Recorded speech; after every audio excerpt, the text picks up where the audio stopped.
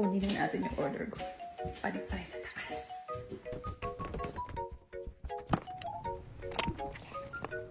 Oh my God, guys. So, ito na, guys, ang in-order ko.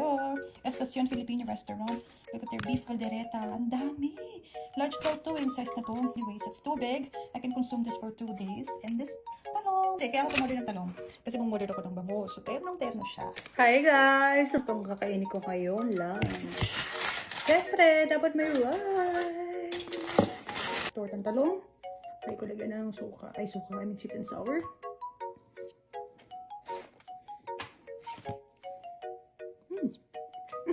Sarap. Napitan naman natin ito. Bangus. Ang bitin kanin ko ah. Oh my God.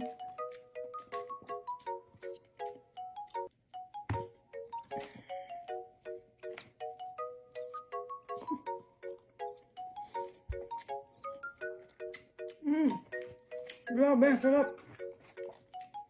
Grabe siya talaga, walang biro. Sorry guys, PG na ako ngayon. Ito na ako talaga.